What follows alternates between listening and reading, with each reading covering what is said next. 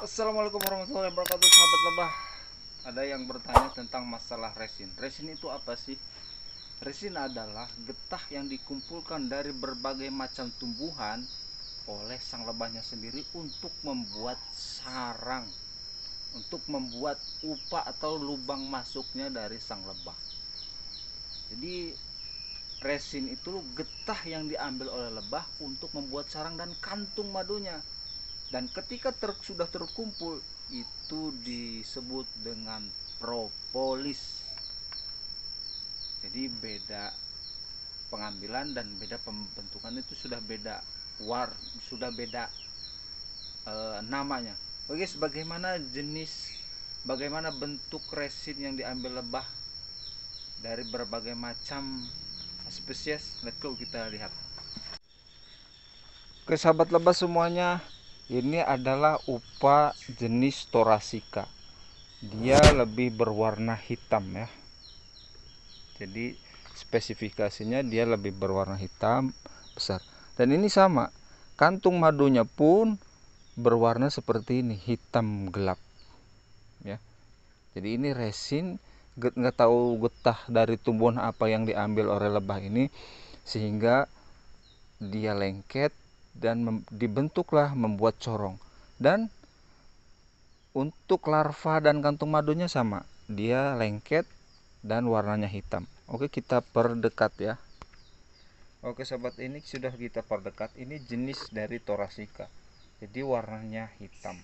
Gak tahu jenis dari tumbuhan apa sehingga menyebabkan upa dari sarang ini berwarna hitam. Cuman dia agak kasar. Tapi untuk tekstur kantung madunya dia lembut ya. Tidak kasar seperti upanya ini. Oke, kita beralih ke jenis apicalis. Ini adalah jenis Thoracea. Oke lor, ini adalah jenis apicalis. Ini jenis apicalis ini sudah proses pembakaran ya. Jadi ini terbuat dari getah damar resinnya. Dia keras seperti getah damar. Jadi memang terbuat dari getah damar. Kemarin sudah kita ambil getah damarnya. Jadi sudah menghasilkan 5 kilo getah damar. Oke, manakah dia? Nah, di kotak ini ada resin getah damar yang saya kumpulkan dari jenis apicalis.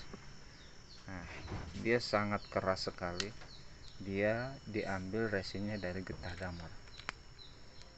Nah, di dalam kotak ini ada 5 kilo.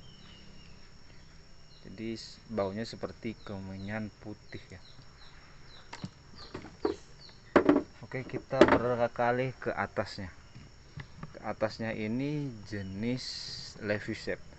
Jenis Levisep sama seperti jenis Dricherry.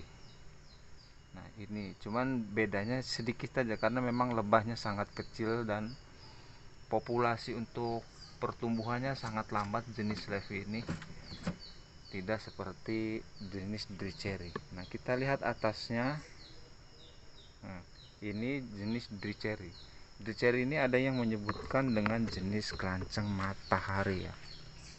Nah, karena memang bias dari pintu masuknya ini seperti corongnya ini seperti matahari, maka disebut dengan kelanceng matahari.